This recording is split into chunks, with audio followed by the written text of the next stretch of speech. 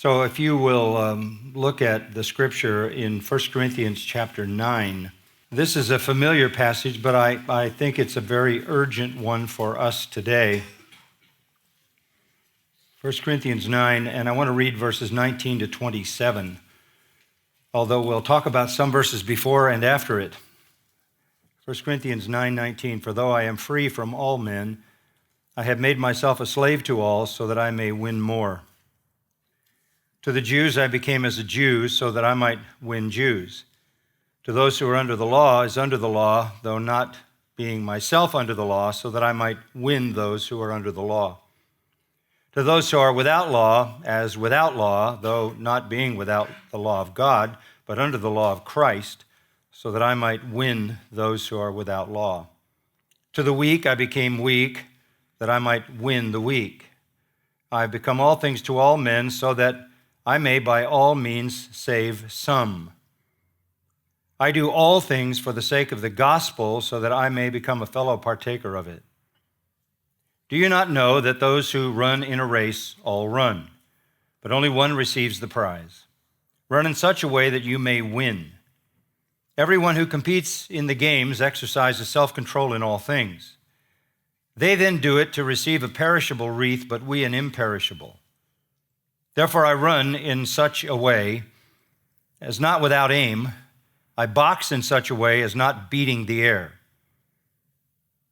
But I discipline my body and make it my slave, so that after I have preached to others, I myself will not be disqualified. What should strike you in this passage is how many times he talks about winning souls and uses that specific term. That I may win more, that I may save some. The whole passage is summed up in that statement that I may win more. And Paul's purpose and passion was to be used by the Lord in that language to win souls. He saw it as a competition in which he was engaged by divine call. And surely he knew Daniel 12:3, those who lead many to righteousness will shine brightly like the stars forever and ever. And surely he knew Malachi 2:6, which declared that a faithful priest would turn many back from iniquity. And surely he knew Jeremiah 23:22, which states that true prophets sent by God would have turned them back from their evil way to fear the evil of their deeds. And surely he would have known Proverbs 11:30, he that wins souls is wise. And there's little doubt that he would have been familiar with the introduction of John the Baptist, the greatest Old Testament prophet and the forerunner of our Lord, of whom it was said, he will turn many of the sons of Israel back to the Lord their God. It is he who will go as a forerunner before him in the spirit and power of Elijah to turn the hearts of the fathers back to the children and the disobedient to the attitude of the righteous, so as to make ready a people prepared for the Lord. And surely he knew, they must have been very familiar, these words from the lips of the Lord himself, words that are familiar to all of us. For the Son of Man has come to seek and to save that which was lost. This is the mission of all believers. This was the mission of Paul, and this is your mission. At the end of all of this is the goal to save some, to win more. Building up the church is the means to that end. The building up of the church is not the end, it is the means to the end. This is the mission that we all have undertaken. And the objective and the goal can be simply stated as to win more, to save some. Now, accomplishing that goal, being used by God to do that, involves both an external and an internal, or an objective and a subjective element. The external objective reality is the content of the gospel. That is outside of us, but that is essential to this mission.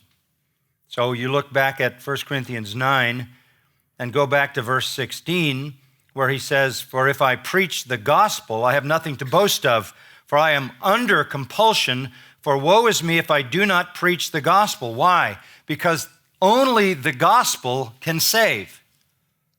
That's why you have to get the gospel right. That's why Paul spent so much time in the epistles defending and explaining the essential elements of the gospel. So from an external, objective point of reality, we have to understand and proclaim the gospel. Paul says to the Romans, "I'm not ashamed of the gospel of Christ, for it is the power of God. It's the power and the power alone that saves." He explains the gospel throughout Romans. In particular, you're familiar with Romans chapter 3, where he lays out the gospel, and then in chapter 10, how will they hear unless they have a preacher to preach them the gospel? 1 Corinthians 1 and 2, he says, "I'm determined to know nothing among you but Christ and him crucified." He says the preaching of the gospel may be foolishness to those who are perishing. That's a category of people, but it is life to those who are being saved. 2 Corinthians 5, he says we are ambassadors, we are delegates sent to the world to preach the gospel of justification by faith, the gospel of imputed righteousness. Galatians 1, he says, if you preach any other gospel, you're damned. So from the objective standpoint, you must get the gospel right. This has certainly been a battle throughout my life to make sure that the people under my influence understood the real gospel in the midst of all kinds of truncated and false and counterfeit gospels. So preaching the gospel, Paul says, is essential. It is not something I do voluntarily. It is something that I am mandated to do. If I do it voluntarily, I have a reward, but if against my will, I have a stewardship entrusted to me. In other words, this wasn't my choice. I was basically commanded to preach the gospel. You will remember in Acts chapter 9 where that command first came to him to preach the gospel. And that's what's behind this passage, an understanding that if I'm going to preach the gospel, I want to make full use of my right in the gospel. In other words, I want to do everything I can in my own life to make sure I facilitate the effectiveness of the preaching of the true gospel. The true message of salvation, absolutely critical.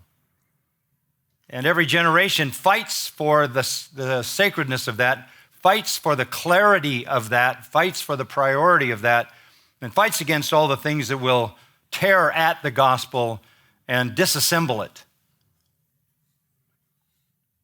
But there's another reality, and that's the reality that I want us to look at in this passage. Beside the external objective reality, there is the internal subjective reality. And this looks at what's going on in your heart and my heart. This is about attitude. This is about motive. This is about disposition. And this also lies at the heart of our usefulness in winning more people to Christ. And that is what concerns the apostles here. This is of grave concern. These two are inseparable. You have to get the gospel right, but your heart has to be right as well if you're going to be useful. I mean, you know, you're alive, you're aware of what's going on around us all the time. You have people who seem to have some kind of legitimate attitude, but the message is wrong. You have some people who have the message right and their hearts are not right. You can crash and burn on either count. But the context here is this, and this is what I want you to see. The Corinthians were interested in the issue of freedom. Freedom is a very popular word. People today even love that word, and we don't have a slave society. But the Corinthians were caught up in the potential realities of freedom. And they wanted to know, essentially, how much freedom do we have? Now that we've been set free in Christ, how much freedom do we have? And that was what Paul was talking about in chapter 8. We won't go back to it. You're familiar with it. And also in the earlier part of chapter 9. How free are we? Here's the basic question. How free are we to hang on to things from our past? How free are we to stay connected to the culture? How free are we to associate with the paganism out of which we have been delivered? Paul responds by saying this: you're asking absolutely the wrong question. If you're worried about your freedom, you're on a road to disaster. That is the wrong question. The issue on the table is not how free you are to connect with the world, but what freedoms could you sacrifice to reach them with the gospel? That's the discussion about freedom. Mark this: immature, self-centered, selfish Christians are always concerned about how much freedom they should have. That is a badge of immaturity, if not a badge of carnality, if not a cloak of maliciousness or sin. Mature, spiritual, loving Christians are always concerned about how many freedoms they can let go of to make the gospel more attractive. Lord, help me to always set aside any freedom that would hinder the gospel, hinder my witness, hinder my usefulness. And this commitment to unselfishness is very pervasive and very deep. Look at Paul's language in verse 19. Though I am free from all men, I have made myself a slave to all so that I may win more. You can't say it in a more extreme way. Literally, he uses the term doulo. I enslave myself. I am free from all men in non-moral matters, but because of my love for the Lord and lost sinners, I have enslaved myself. That's a stunning choice of words. And he doesn't say I've enslaved myself to some. He says I have enslaved myself to all. He would set aside freedoms. He would modify habits. He would alter preferences. He would literally overturn his entire lifestyle if any of it hindered someone from hearing and being drawn to the gospel. Now, we all know that there are behaviors the Bible doesn't forbid. There are behaviors the Bible doesn't even speak about. We also know that we have been freed from traditions and from external things and from ceremonies. We are free in regard to those things. Free as long as we have a clear conscience. But Paul is saying love limits all those freedoms. Everything in Paul's life was under the control of love for the lost. He eagerly sacrificed for the sake of gospel witness. I enslave myself. That's how you have to look at your life.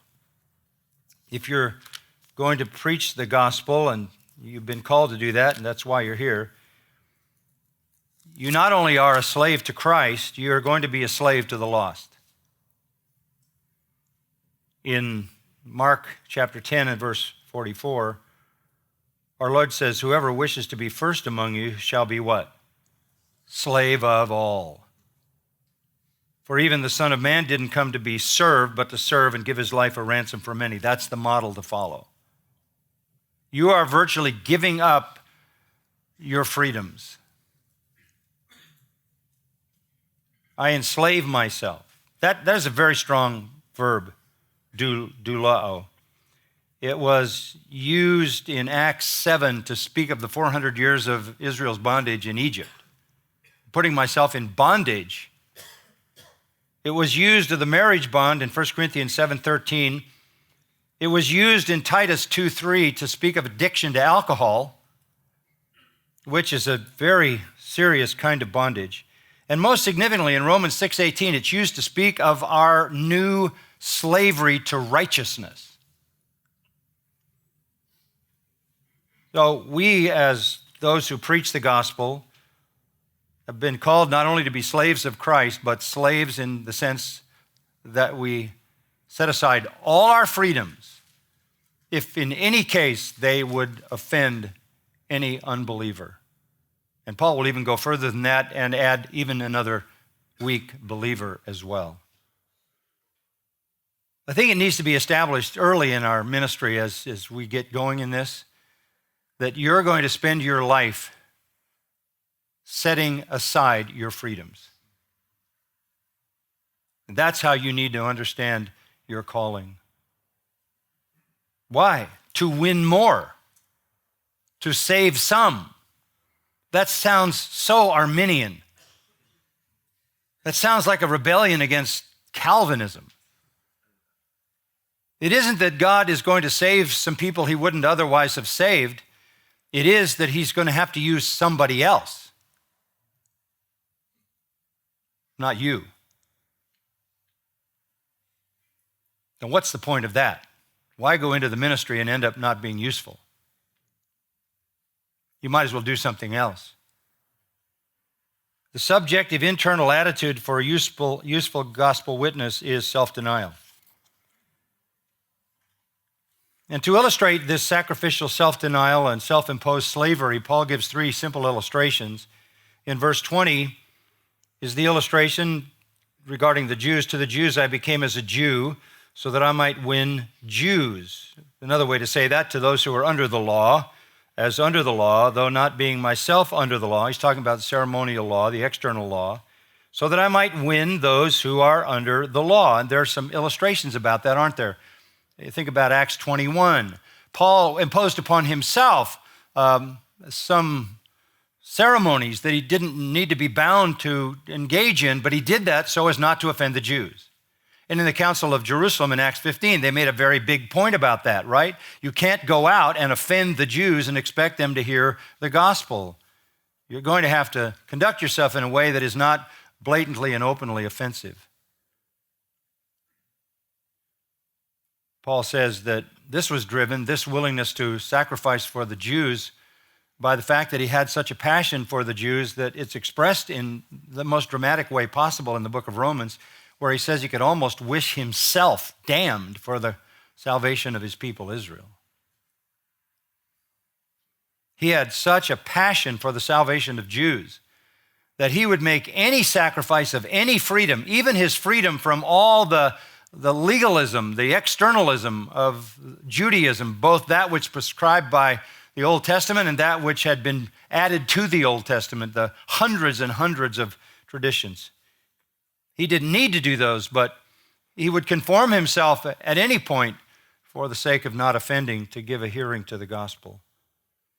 And when it came to the Gentiles in verse 21, to those who are without law, without the written law, as without law, though not being without the law of God, but under the law of Christ, so that I might win those who are without law. What's the law of Christ? It's the law of love. I love the Gentiles. I'm not going to offend them. If meat offered to an idol offends my brother, I'm not going to eat that meat because I'm not going to offend my weaker brother. He talks about that. In chapter 8, verse 7, he says, not all men have this knowledge that an idol is nothing, but some, being accustomed to the idol until now, eat food as if it were sacrificed to an idol, and their conscience, being weak, is defiled. And he goes on to say, look, I'll set aside anything. If food causes my brother to stumble, in verse 13, I'll never eat it again. And this is a general principle of self-sacrifice. And then in verse 22, the third category, to the weak I became weak, that I might win the weak. Notice, in each case, that I might win those, that I might win those, that I might win the weak. I have become all things to all men, so that I may by all means save some. That verse has been twisted and misused endlessly, particularly in pragmatism, cultural forms of ministry. People make it to mean that if people like rock and roll, I'll give them rock and roll. That's not what it's saying. It is saying, I personally will sacrifice all my freedoms, if necessary, before I'll offend another person. And that may shift a little bit in cultures as time goes on, but the principle is the same. Always to win some, always to save some. The goal then, verse 23 sums it up, I do all things for the sake of the gospel, so that I may become a fellow partaker of it, assun koinonos. You know what koinonia is, partner, fellow partaker. I literally will sacrifice anything to bring people into the fellowship, to bring people into the family of Christ. There are many, many illustrations. You see them all the time, particularly in this contemporary society, of people in quote-unquote pastoral ministry, Christian ministry, evangelical ministry, who are consumed with their own lives, their own possessions, their own power, almost drunk on their own power, their wealth. Paul would be a pauper, if need be, to win someone else, to bring others into the fellowship. He would never allow himself or another Christian to use his freedom in any manner that would offend a sinner. Now, you can talk about all the ways in which this can be played out and illustrated. I just want you to get the text in your mind.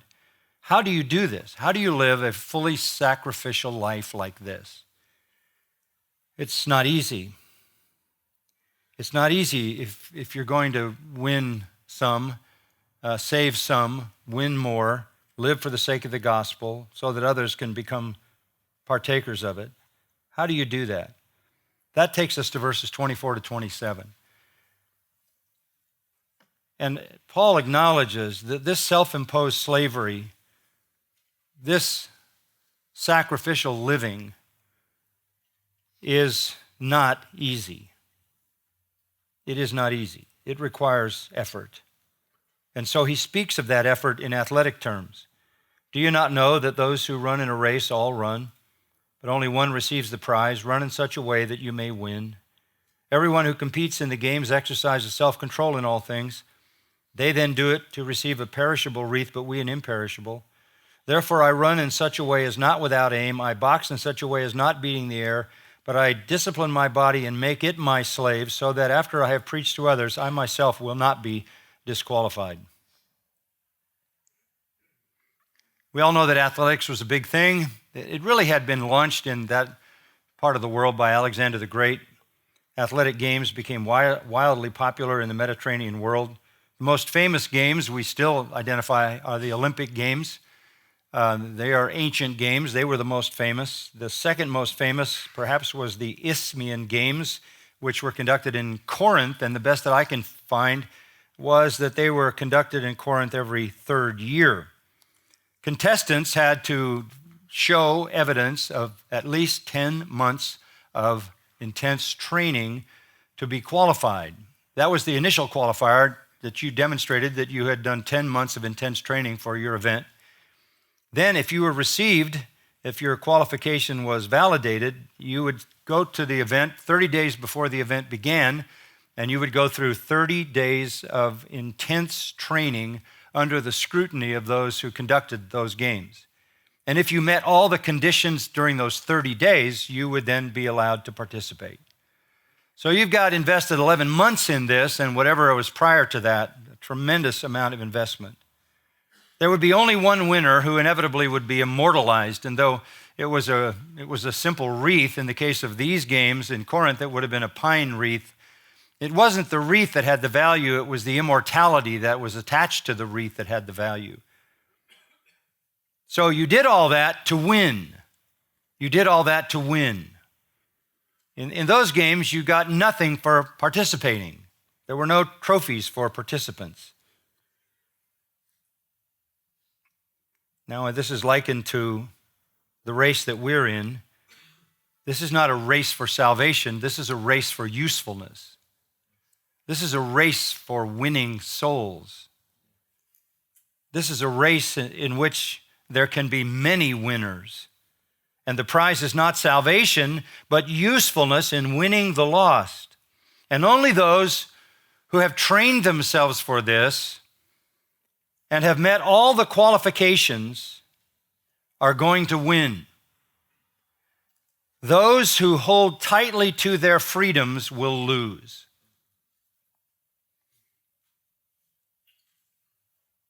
And there's another contrast in verse 25. Everyone who competes in the games exercises self-control in all things. Why? They then do it to receive a perishable wreath, but we an imperishable. It's a matter of effort to win and to receive the prize.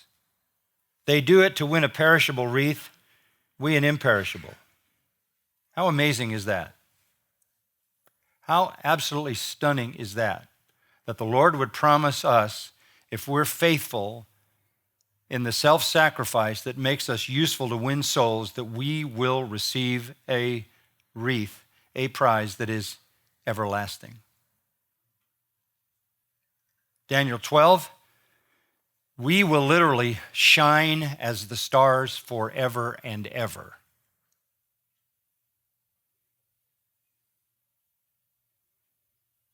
What's required for this? Self-control. Verse 25, exercising self-control.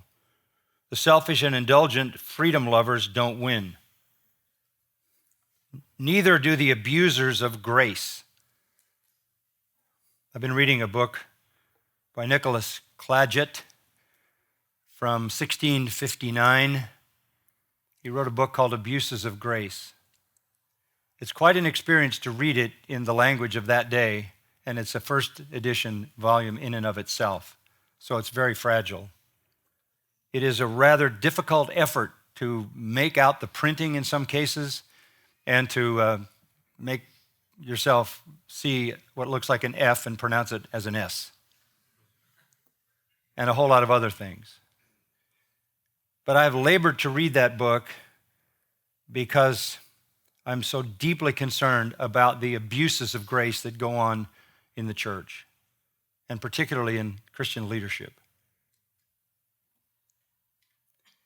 He bases the whole book on Jude, those who have crept in and turned grace into lasciviousness.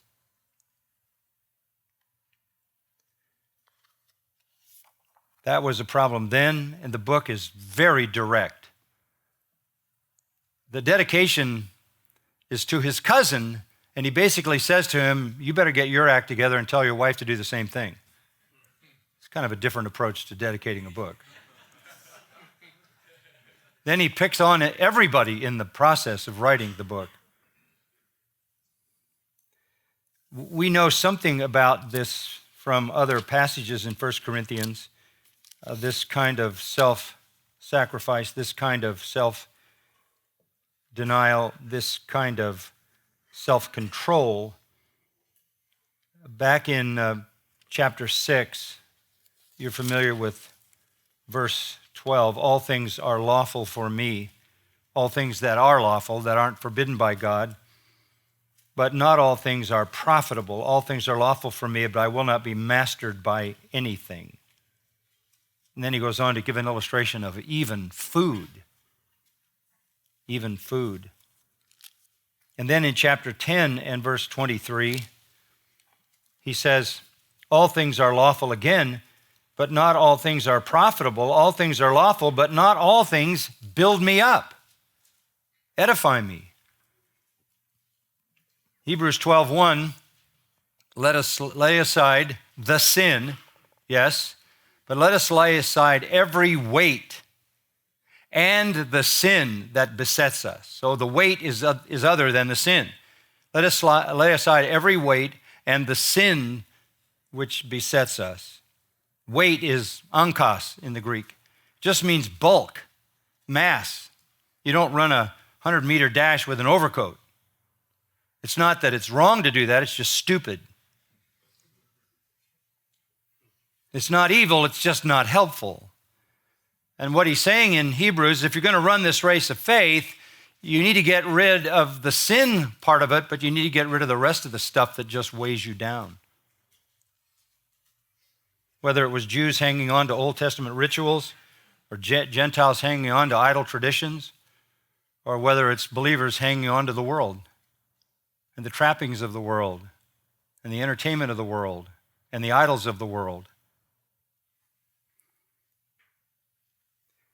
God has offered you something eternal if you let that go. He's offered you an eternal prize, an imperishable prize. Run to win souls and run to win the prize. Nothing wrong with that. Now, in order to do that, Paul says, I've made that commitment. Verse 26, therefore I run in such a way as not without aim. I box in such a way as not beating the air. I run to win, I box to win. There's a manliness about that. I want the victory. I want the victory for the sake of the souls, and I want the victory because I've been offered an eternal reward. And in order to do that, I have to exercise self-control in all things. And that even includes, down in verse 27, I discipline my body. Verb means to hit something in the sense that you would hit someone maybe and give them a black eye. I punch my body. I beat it back. Fleshly impulses. And then this statement, and make it my slave. So he says, I am a slave to Christ. I am a slave to unbelievers. I make myself a slave to win them. And in order to do that, I have to make my body a slave to the will of God. This is a triple kind of slavery, isn't it? That would help us think humbly about ourselves. He makes himself a slave to Christ, a slave to all, and his body a slave to himself. On the positive side, he does this to win the divine prize, to be really immortalized, because the Lord will reward him for that kind of self-denial and usefulness in winning souls. But there's a negative side of that as well, and it's a warning at the end of verse 27, so that after I have preached to others, I myself would not be disqualified. Disqualified is also a word connected to those kind of events, right? We all know what it is to be DQ'd. I may be preaching to others, but wind up disqualified. There's no second place, there's no third place, there's no also-rans, there's no silver medal, there's no bronze medal. There's only two possibilities. You either win or you're disqualified. You either win or you're disqualified. Adakimas, found insufficient, wanting, lacking, inadequate. After I have heralded to others, I myself will not be disqualified. The word heralded is just that, to herald. And by the way, at those games there was a herald who was the announcer. The herald would come and announce the competitors, and then he would announce those who were disqualified, and then he would announce the winners. Paul didn't want to be on the list of the disqualified. So the fleshly, immature, selfish Corinthians thought they could indulge their freedoms, thinking only of themselves and not others, while Paul, spiritual and mature and godly and virtuous, thought only of how he could set aside everything, become not only a slave to Christ, but a slave to all other people, and make his body a slave to him as well. He would sacrifice anything and everything so as not to hinder the gospel witness. And with that, you might think that Paul's message is over, but it isn't. Unfortunately, they put chapter 10 in there when this is just the rest of the same truth. So look at chapter 10. He has arrived here at the illustration of all of this. For I do not want you to be unaware, brethren, that our fathers were all under the cloud, and all passed through the sea, and all were baptized into Moses in the cloud and in the sea, and all ate the same spiritual food, and all drank the same spiritual drink, for they were drinking from a spiritual rock which followed them, and the rock was Christ. Nevertheless, with most of them God was not well pleased, for they were laid low in the wilderness. DQ'd. Disqualified. For, at the beginning of verse 1, is gar. Moreover, doesn't change the subject. And then you'll notice the word all 5 times. 5 times, all the Jews received all these benefits and all these privileges. All of them were under the cloud. All of them passed through the sea. All were baptized into Moses in the cloud and the sea. All ate the same spiritual food. All drank the same spiritual drink. They all had the same privileges. They were all a part of the Exodus. They were all under the cloud that led them by day. They all walked through the Red Sea on dry land. They were all united with their leader in a solidarity. They all ate the same spiritual food. They were all given the manna in the wilderness. They all drank the same spiritual drink. They all received water in the desert by the provision of the Lord. What he is saying is here's an illustration. Here is a whole people that were delivered, like a picture of salvation. We're not saying they were all genuinely saved, but they are a picture of a people delivered. All called out of bondage, all set free, all commissioned to be a witness nation, all commissioned to be basically the treasurers of the revelation of God, to hold in trust divine revelation.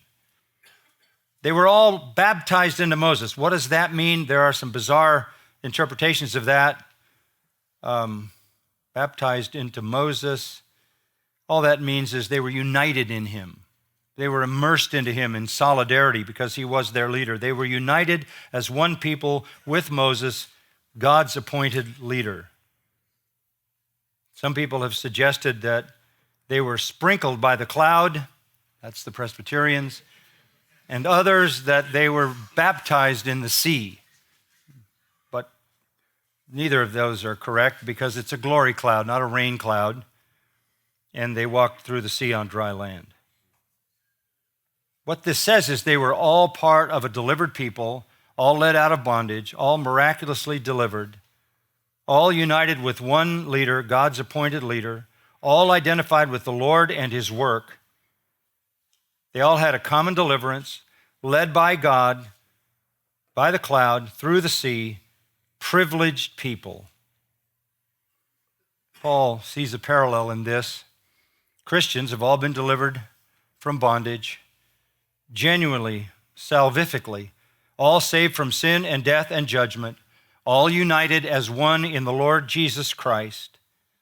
The Jews were led by Moses toward the promised land of blessing as God's old covenant people. Christians are led to heaven as the promised land of blessing, new covenant saints. Yes, baptism symbolizes our union with Christ, and maybe the fact that he talks about eating and drinking even has an allusion to the communion table, because he even introduces Christ at that point, saying that the one who provided all this for them was Christ. This is an amazing set of privileges, miraculous privileges that the people of Israel enjoyed. And we all know the sad story. They were literally strewn, verse 5, in the wilderness. Their deliverance was great. Our deliverance is far greater. Our privileges are far greater. Our baptism is far greater. We are baptized into Christ. Our food is far greater. He is the bread of life. He is the water of life. The warning is most of them God was not well pleased with, for they were laid low in the wilderness. Numbers 14:16 says God slaughtered them. God slaughtered them. What a warning to be disqualified as a gospel witness. And then in verse 6 he says, now these things happened as examples for us, so that we would not crave evil things as they also craved. Here was the problem. They were holding on to things from the past, the things of their pagan life. They were craving evil, epithumia kakos. They had strong desires for evil things. To avoid this abuse of grace in our case, to avoid this presumption of privilege and freedom, look at the sad story of the Jews being disqualified as witnesses. They clung to idolatry, verse 7. They clung to immorality, verse 8. They clung to rebellion. They rebelled, as we know, verse 9, Numbers 21. And in verse 10, complaining. By idolatry, immorality, rebellion, and complaining, they were devastated.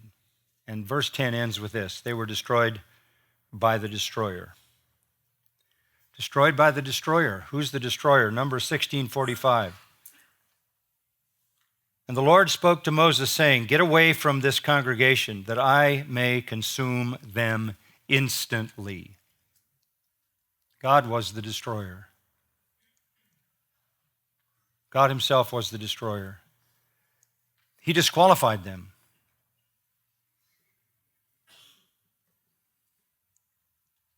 Now these things, verse 11, happened to them as an example, and they were written for our instruction, upon whom the ends of the ages have come.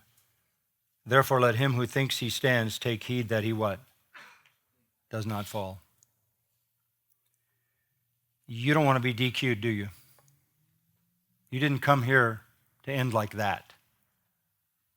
You're not working as hard as you're working and being taught and cared for with this in view.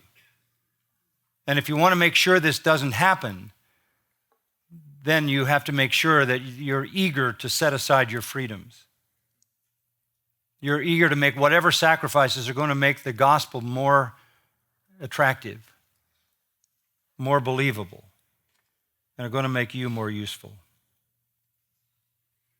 You say, well, I don't know if I can make it. Life's long. I'm at the other end. I can give you the view from the hearse. You may say, I don't think I can make it. There's a final word of good news. In verse 13, no temptation has overtaken you, but such as is common to man. And God is faithful, who will not allow you to be tempted beyond what you are able, but with the temptation will provide the way of escape also, so that you will be able to endure it. I can give you that testimony after 79 years. There's always a way out of the temptation. You don't have to be disqualified. That's hope.